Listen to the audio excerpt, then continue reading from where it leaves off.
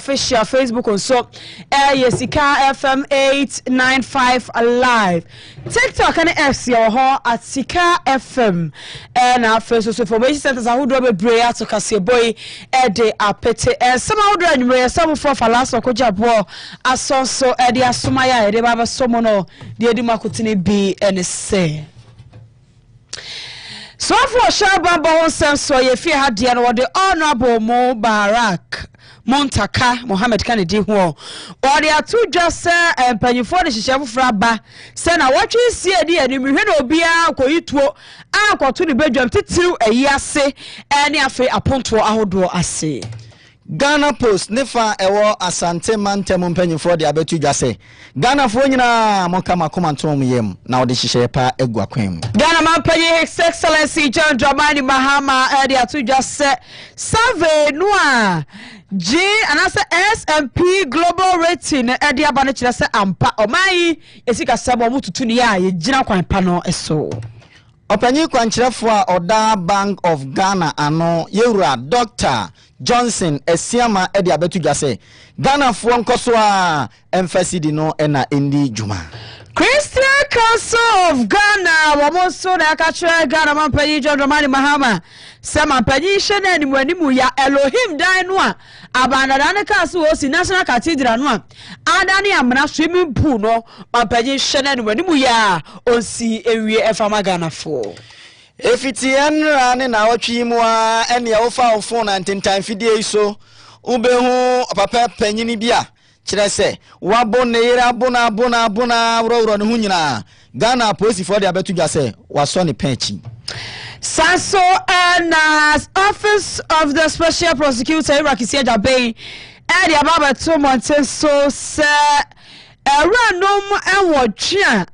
Yera Ken Oforiata ya for some for that aka ho bie Wabu amukwadu mako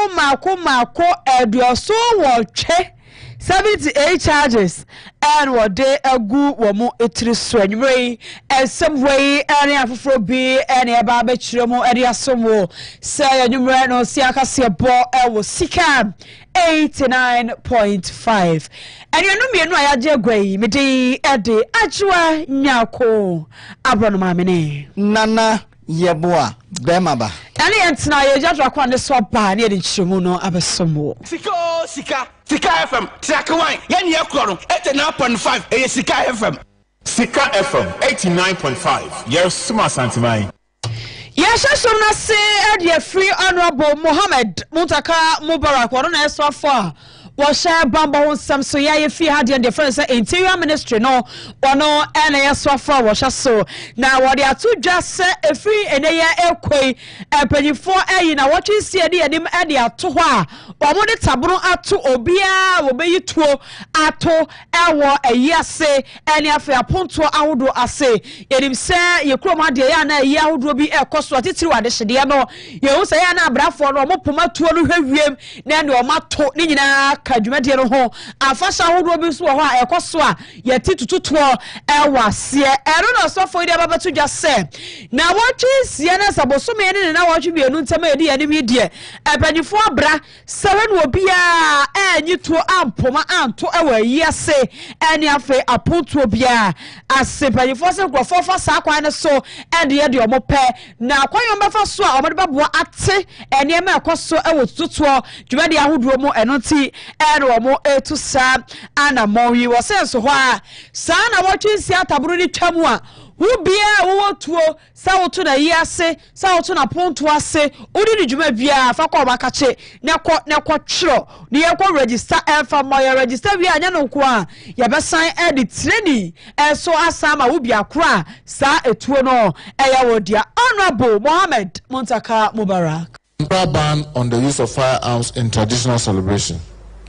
And this is something that is so important to us. We've engaged all our regional ministers and we've tasked our regional ministers to get all our regional House of Chiefs and our opinion leaders and chiefs to know, whilst this amnesty lasts, it doesn't really matter whether what you have is licensed or not. We just want to silence the gun in this 6 weeks. So during funeral, during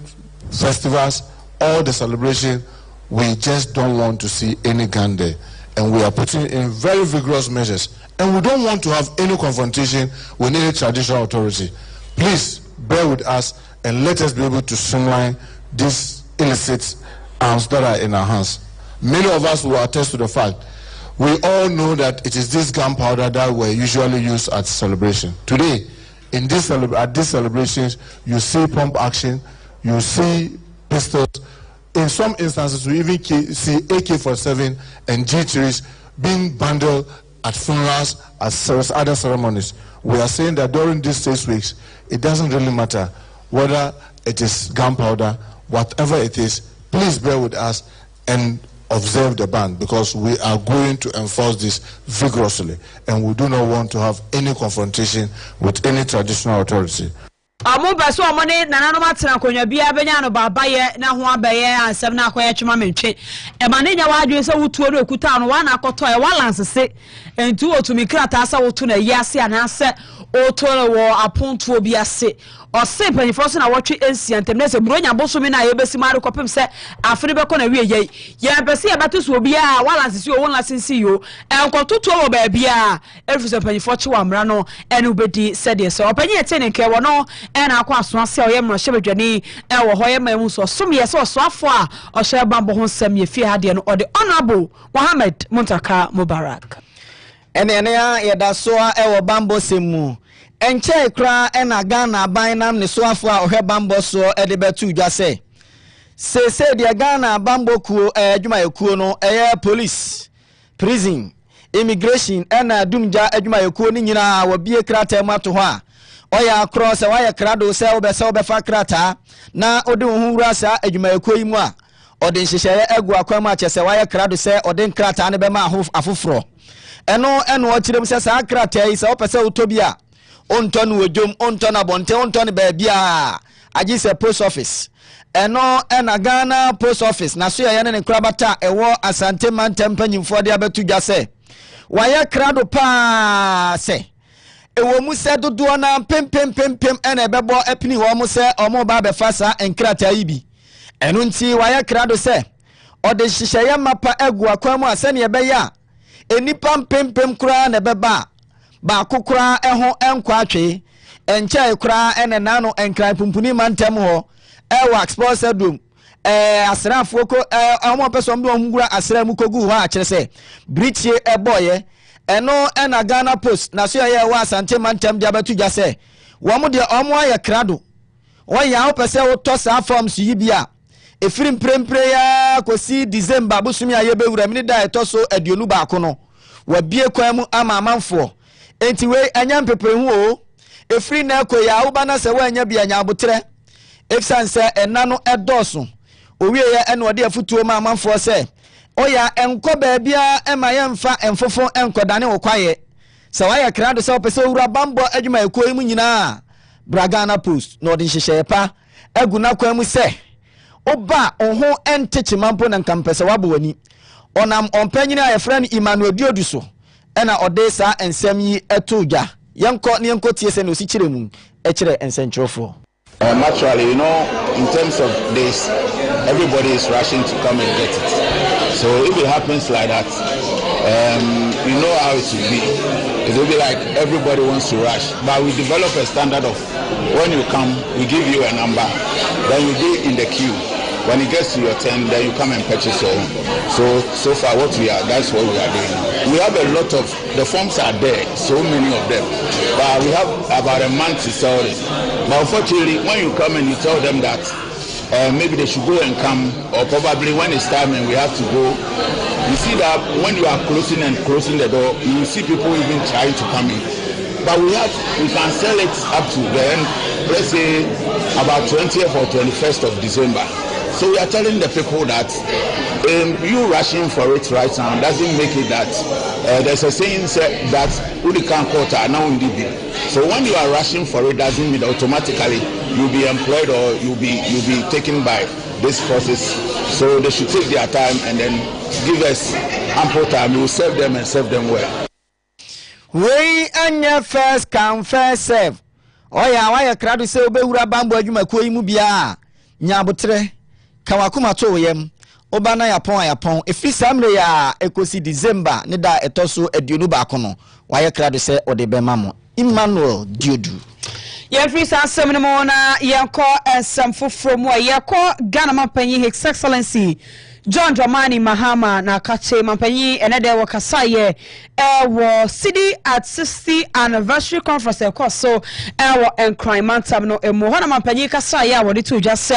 na say ya S&P global ratings wo maye hwehwemu de aba to dwa se Ghana se de se niema si kɔ ne economy no Ghana ye gina yie niema ya ne sa na de wo de to dwa gina ene se de o mayi panyifo omubo mai meche NDC John Dramani Mahama ene na ban no said your moon see NDC Kenya funyafu enye Sikka basabasa or moon tresika no en waso muslim enye ne mabasa nti ena ma say no ye see de no etumi agina na so a ya ro moon tuska ngu foto no moon fitito en fa nkodi to enu nti ena say the S&P global ratings for area abatu just Ghana ba bia ni kire de say ya na be kode a kire se ampa ye pa enu na Mampanyi so akasa wo kire se de akono saa na be ko ombeko so na wo mo ajeje pa ebeboa masidi no enya ahoden na boa ma economy no enso ejira brand Mampanyi twese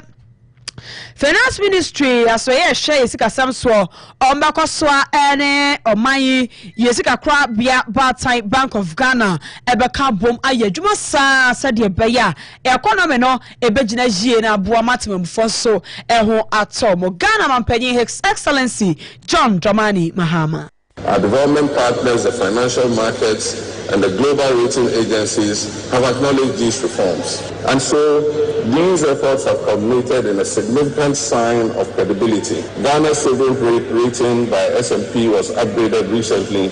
from CCC plus /C to B minus B with a stable outlook on 7th November 2025. And that is why I give credit to our finance ministry and our central bank, the Bank of Ghana. Ladies and gentlemen, this is an affirmation that our fundamentals are strengthening and that we're on a clear path of recovery. These gains must be protected, consolidated, and expanded through policy discipline and institutional coherence. A core principle of effective economic management is an independent, credible, and professionally insulated central bank.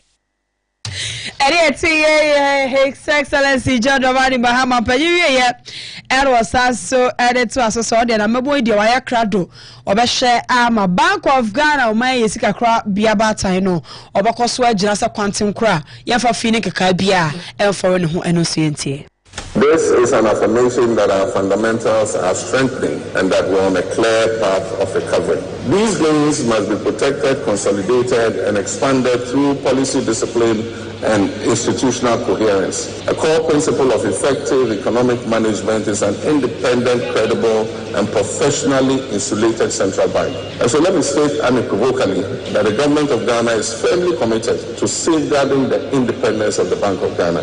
A strong and autonomous central bank is essential for anchoring inflation expectations, for maintaining exchange rate stability, for enhancing investor and market confidence, and ensuring long-term policy credibility. This is not a matter of personal preference. It is an economic necessity. A modern currency regime requires not only strong institutions, but also an informed and responsible public. I therefore urge the Bank of Ghana to strengthen nationwide public education in three critical areas. The first is promoting the use of the cedi in all domestic transactions. Using the national currency strengthens economic stability and reduces unnecessary exposure to exchange rate volatility. The second is improving currency handling practices. Poor handling practices increase printing costs, shorten the life of the currency notes in circulation, and undermine currency integrity. His Excellency President of the Republic of Ghana, John Dramani Mahama. Yedaswa ewo oman Sikka semu. Governor Oda Bank of Ghana ano eye owura Dr. Johnson Esisma. Ode atudwa se Ghana hanom se owura mu wa hankoa dia cedi na yedie. Enye dollar sembia nie. Oya se wa ye krado se oba bedi dollar enye Ghana ha. Ghana de entrensia eda so no eno eye sidi edi se ukodwom na okoto banche ankoyi dollar oho oko fitam na okoto ka ho ne ma anya dollar sem ura hotel mu na se okọ akoda anya dollar sem eye sidi owiye eno ode kokobosoro nko ema Ghana mpanyimfo ene wona oda adwumadwuma ko pekakese akese ano eno wo kire mu se obi ba won chen na so ohia mo anase ohia omo service a sika obeje omu nyina omo mfa sika no enkosi disim ema omo mfa sika no enko dollar ema oya kro nkonko sesasi di no enko dollar eba sa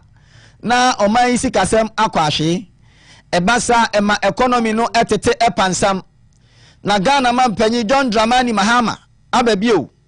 waya na adwen se o reset Ghana no na se o reset dia ene omo Bank of Ghana so aye krado se omo so be reset cedi no omo be koso ahye ama cedi no nko a ena Ghana fo edibediga ewo Ghana memu a yenko na yenko tie Dr. Johnson. The shifts also require a thoughtful approach to how the physical and digital dimensions of money will evolve together. As they say, cash continues to play an essential role in inclusion and resilience, while digital channels are expanding convenience and reach. Our work on payments, modernization, and the ECD reflects our commitment to secure and interoperable forms of value grounded in Ghana's realities and informed by global lessons. This must be reinforced by strong economic stewardship and institutional stability to ensure that the city retains its value and relevance. At the same time, we are strengthening efforts to re-anchor the city as the unquestioned medium of exchange, addressing the pressures toward currency substitution and dollarization, which threaten our economic sovereignty. Penyi kwanchirefo oda Bank of Ghana no Dr. Johnson esiama wieye no eno ochire mu se Ghana fo nya de obetimi bia se ne be ya cedi no Ghana fo bebo ho ban na enchirima nso abeto se ye ja omu sika eho tie sika eso ni sika odi wura edwama nso a esipi na esita yenko ne yenkotie Dr. Their relationship with the city will be shaped by the trust they place in the institutions that serve them. So part of our responsibility as policymakers, as technicians, and as leaders is to ensure that the city, however it is assessed, continues to serve these aspirations. Across the world, the landscape of money is indeed shifting. Digital payments continue to reshape behavior and expand access. Jurisdictions are advancing their thinking on CBDCs as well as tokenized instruments and raising new considerations around trust, interoperability, and privacy. Advances in artificial intelligence are redefining authentication, security, and life cycle management. Eni ayeti penyi kwanchirefo oda Bank of Ghana ano Dr. Esiama. Yanto akasebone so na yakọ Christian Council of Ghana o makache. Yenimsa bandada no eba ye no project ba ko yes wo ye National Cathedral no Elohim Dino eja eda kase akra ho abo free Israel anka eja ye de ba Elohim dan kakraka na ne o mamu nyina ayetore site ne so enya baabi asa akosum nyame abumu na so fofi anto ata no adwa aba monti entumi amaso isa da no swimming pool a ewo ho ne sa na Christian Council of Ghana for the culture manpanyi se manpanyi eja dwon wa badia ene so de aban no aka kire Ghana for so obo behwe ho asama ka no hwe na Elohim dan no aban da na etumi anya wo kura ye fa hye rade de nunyam na Ghana for so fajo samba ewo mo ensem na wo mo akosra Christian Council for kosra manpanyi ewo Jubilee House na wiei eho eno mo kire se ewo mu seja ene mamu nyanye ye die na so yentumi nyai ma National Cathedral no ensi ho enwe ne sesa isa da ne swimming pool epesi ana da ho sa so to ana se ada swimming pool eno ti wo mo so mo sra manpanyi se manpanyi hwe onfa na ni ko hwe bio o na onhu de obeye no wonye Elohim dan no emfa ema Ghana fo nyina. Vice Chairman the Christian Council of Ghana Reverend Enoch Thompson inteno. While we are aware of the prevailing economic difficulties, we believe that the cathedral's completion under a transparent, accountable, and inclusive framework would serve as a spiritual and cultural landmark for generations to come. We therefore humbly recommend Your Excellency the following three things: that government reaffirms its commitment to the project, to its continuation and completion, ensuring transparency in financial administration. 2, that a broad-based funding structure involving churches, the private sector, international partners be developed to reduce the fiscal pressure on the state. That the cathedral be positioned as a national interdenominational project that fosters unity among our people. And here, Reverend Enoch Thompson, one Vice Chairman of the Christian Council of Ghana, and a Ghana Mampany John Dramani Mahama Estres said the Penifo King as some power sum. That's also they said the Penifo or more year remuma comprehensive audits. And they are far a year a car who draw and then from Swanee and Emma who do be a quatch show about the Anima National Cathedral and son of Bibia Betoja Via, Mampanya Bakacha Ghana for Elohim Dan me buy also be discussing now you say now come, say na Mesuma Bafan, say na Mesuma Yako do said the bear that's how come maybe so Wobia Ember, Ghana Mampany John, Dramani Mahama. I do believe in building, an interdenominational place where we can worship. But it must be done in consultation with all of us. All of us must decide, how we want to do it, what the scope is, and how much it should cost. I believe that at this, to build a cathedral is excessive. I know Nigeria have built an ecumenical center, and I've been there. It's a decent, beautiful place, and they built it for $40 million. And so maybe some of the things are excessive, Let's find somewhere, all of us, on National Day of Thanksgiving and Worship, we can all go there and worship God and thank Him for what He has done for us. And so when that forensic audit is over, our intention is to have a broad-based consultation with the Christian community to see how we can build a place that is decent for us to worship. Nigeria for SCB wamudi Sikka Kase3 NC ye tiwe no ampanyesi hwehwemu ne bakwaso hwehwemu na chi ene betom wi a ono afa ne panya hwe obebiem ene panyfo ekabie wom Ghana fo nyina obi ade na dwenhyɛ beba na yehu kwan National Cathedral Elohim dan no a yesi akoka soro no yehu kwan yebefa so a yebeye no Ghana nkwana edan a obi besie no ewa abrochire ne sika no ochemu du ade ba Ghana ha intimi sika de yebeye no stadium a yesi na abrochire no udiscan ba Ghana ha is a times 10 and so said the ABC no omodia no kra ba kama ayefe bodin chen omodia se nipa na ye ti o mampenyo nso work bo Nigeria for SBC $40 million amna ngo akakura chen Nigeria for DC omodia se mo mpenyo foi yanto akase abone so ene nansen obetwe wo mobile phone na ubehu opanyini bia se panyino so ya branti o sibam ne yere sibam tro ene obo ne yere na obona wuro no hunyina ema ne yere ne tena famo pane to ase etia momagimi o efia afo wa hi o momagimi o obayi tia mu na be ma iko e no okoto punu nim se bam se na be ya obi afira bonten ema emehwe ne yere no sabi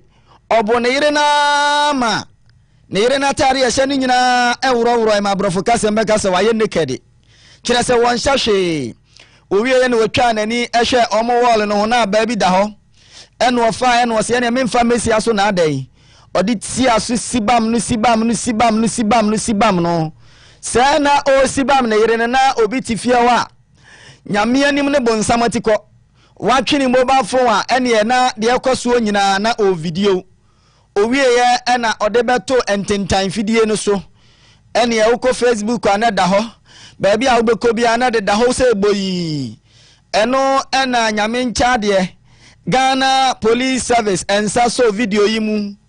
omo ensa so video nim no say hey entini papa na kwabrane esibam ni sibam tro say adan waya ponchirani ana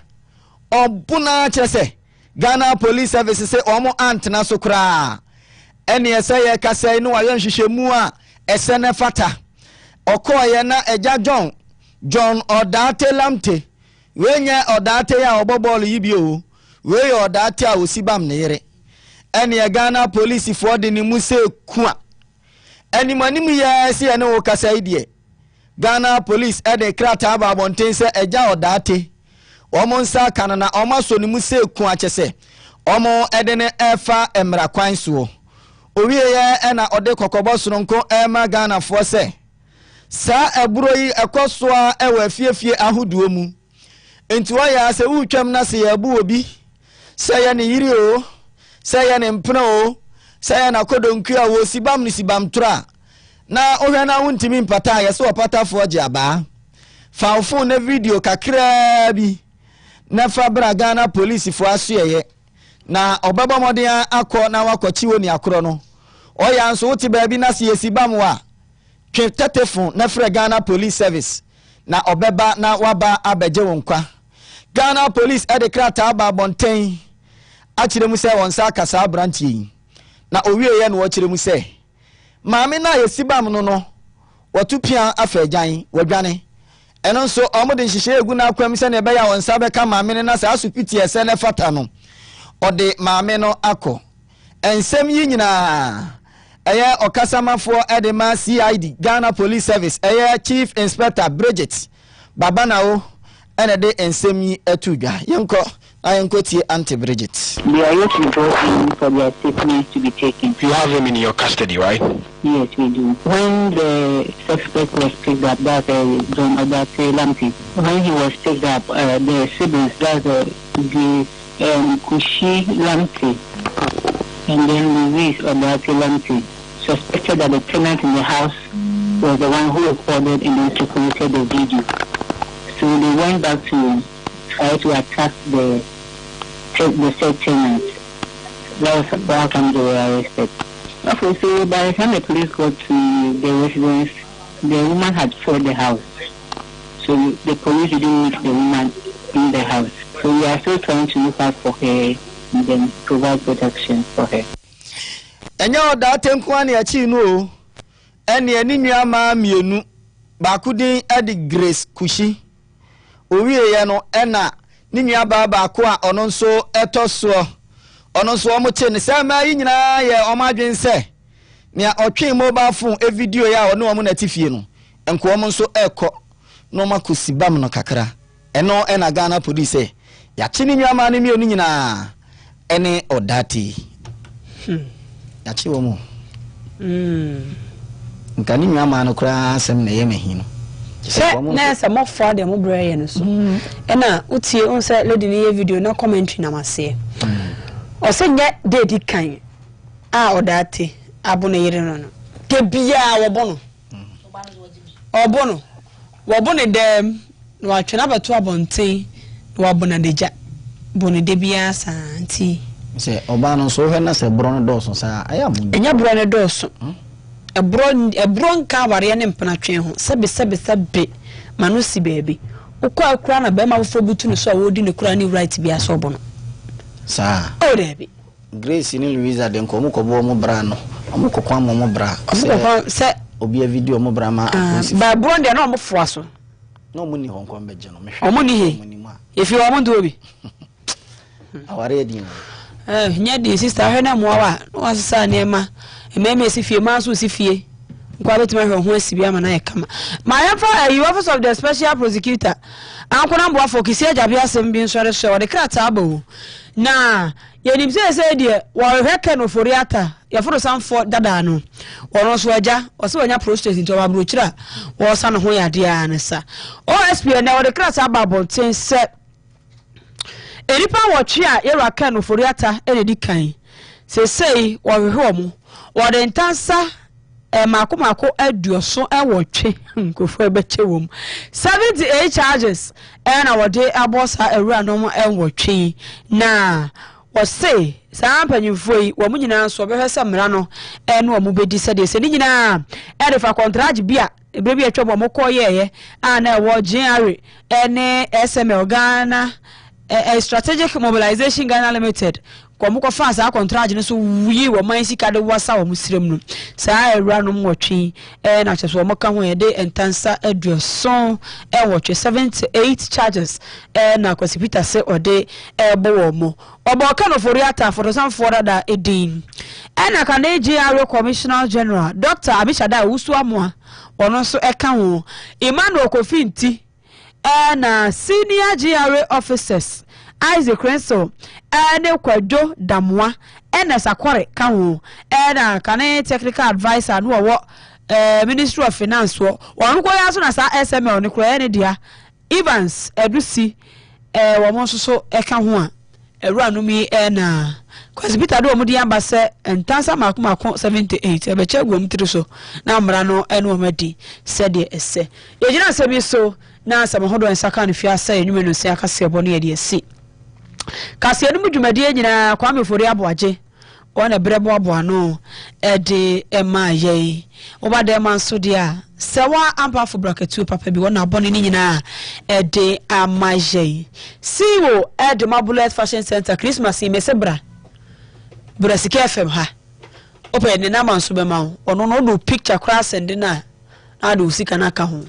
Obaba obesusu ebeko okama obepam style bia opebia mane meme nyina si wosime kancho se obepam bi ede ama wono na nwochichi mfuma no ede emaje agaga for out yen kamidin ede ajoa nyako abrono mamene nana yeboa bemaba